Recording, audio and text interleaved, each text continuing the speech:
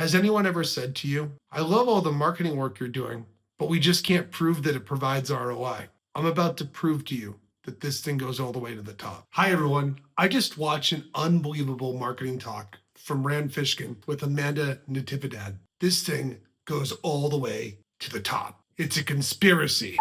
Marketing conspiracies! All right.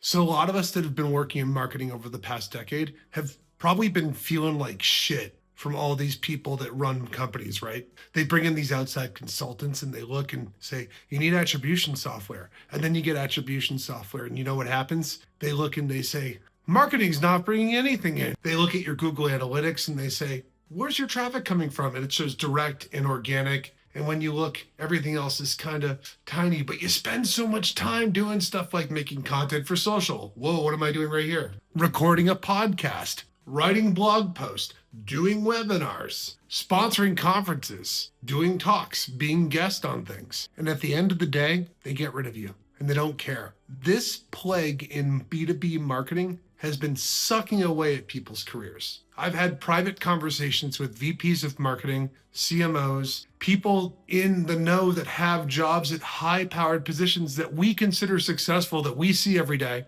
who are getting shit canned and tossed to the side like they're yesterday's trash. Some of you out there that are in marketing that have been getting criticized are even experiencing growth. Maybe you're 2x or 3x in revenue every year, and that doesn't matter because you can't prove it. Well, this whole thing is about to get ripped open by this talk. The whole concept with zero-click marketing is they talk about how every place that we use to do marketing today is now being optimized to not have users click. And we all know it. We talk about it individually on everything that we do. But it's a good point because you can't see what someone's doing when they get in front of your brand. We haven't invented microchips yet that we can insert into our customers' brains to be like, hey, I know you were here and I know that you looked at this other thing before you were here. But if you watch the talk, every single piece of content that we put out there, it's much better to have it live there and not send them anywhere else. And just know that the goodwill and curiosity of something will make someone come over and check out what you're doing. If I speed run through all the different channels that we use, I can prove it to you.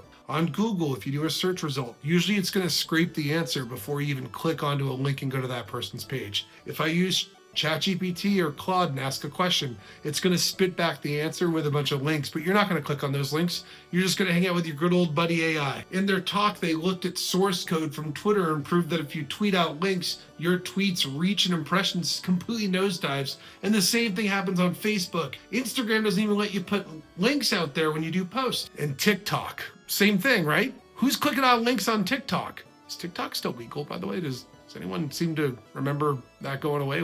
What's going on there? If I'm Charlie Day and It's Always Sunny in Philadelphia and I've got the yarn back here, all this thing goes back to 0 clicks. Everybody is spending their time online on places that are not your website. And when they do go to your website, they're not directly going there with the links that you put out. I don't even want to mention the world's largest professional network because they'll see the transcript of this thing and know I'm talking about them. But they stop making money if you leave their site. In their talk, they even say that email is still the best and most reliable channel because click-through rates and delivery rates and all that stuff are the same. I think a lot of that has actually changed a little bit too. So the question becomes, do we even need people to click? What's the point on them clicking? We're living in a world now where we used to want to get people to walk into our store and buy stuff. But what if we bring the stuff to where they're hanging out? Maybe all these sketchy drug dealers from these 80s movies and stuff had a good idea just selling stuff out of the trunk of their car. But this is a huge shift that we need to start acknowledging when we're doing marketing in 2025 and especially in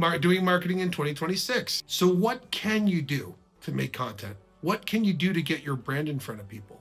Well, it goes back to the old days. All you have to do is go to where they are and do stuff and inception them into figuring out what your company does and your product and your brand. That's all it takes. Don't judge yourself on web traffic.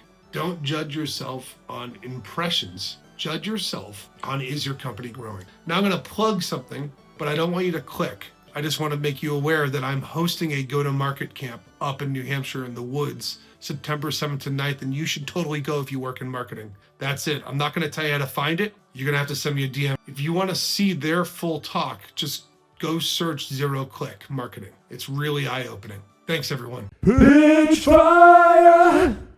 Hey, by the way, go check out SparkToro. They're the ones that put the talk together. Thanks to Rand and Amanda.